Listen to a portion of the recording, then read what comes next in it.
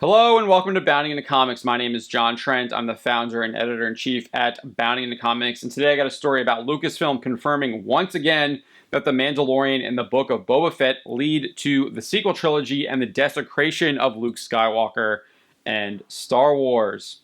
In a blog post on the official Star Wars website, Lucasfilm confirmed the temple being built in Chapter 6 of the Book of Boba Fett is the temple destroyed by Kylo Ren in The Last Jedi.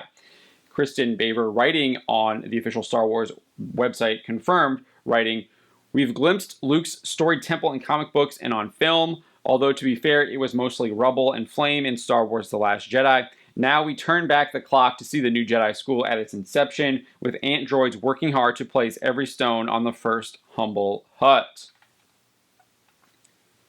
The newly released Chapter 7 of the Book of Boba Fett would also provide more confirmation the show leads to the sequel trilogy, as Grogu is shown wearing the Beskar armor gifted to him by Din Djarin. In Chapter 6, Grogu was given an ultimatum by Luke Skywalker that he had to choose between being a Jedi and his friendship with Din Djarin.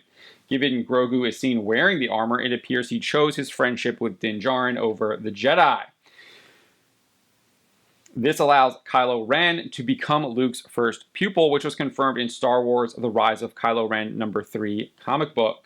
None of this should be a surprise for anyone. Lucasfilm and The Mandalorian creator Jon Favreau have made it very clear that The Mandalorian and the Book of Boba Fett lead to the sequel trilogy in the past. Back in 2019, before an episode of The Mandalorian even aired, Favreau hinted the series would explore the early days of the First Order.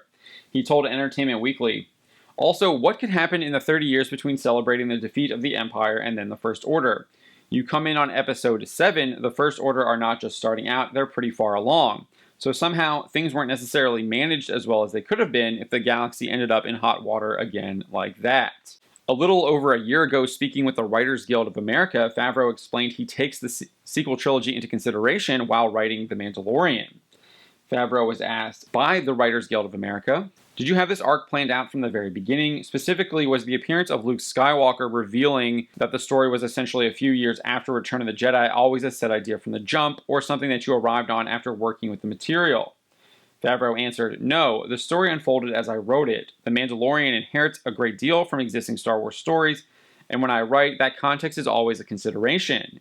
It became clear that within the established continuity, certain things were likely to transpire." In a follow-up question, the Writers Guild of America asked, "Are you concerned, having placed this story right in the midst of the saga, with the latest films having revealed Skywalker's future, that you're at all penned in narratively?" Favreau responded, "We have a tremendous amount of freedom afforded to us because of the gap in time between the films. Dave Filoni and I are in constant discussion regarding how each story choice is impacted by and would impact existing Star Wars material." As I pointed out at the beginning of this video, Favreau's words are now being reflected in his work as Luke Skywalker is shown full of pride, much like his depiction in The Last Jedi, as he demands Grogu make a choice between the Jedi and Din Djarin, despite his own experiences proving that choice absolutely ridiculous. Not only does Luke's characterization in the Book of Boba Fett align with The Last Jedi, but the physical temple from The Last Jedi is shown being built in the Book of Boba Fett.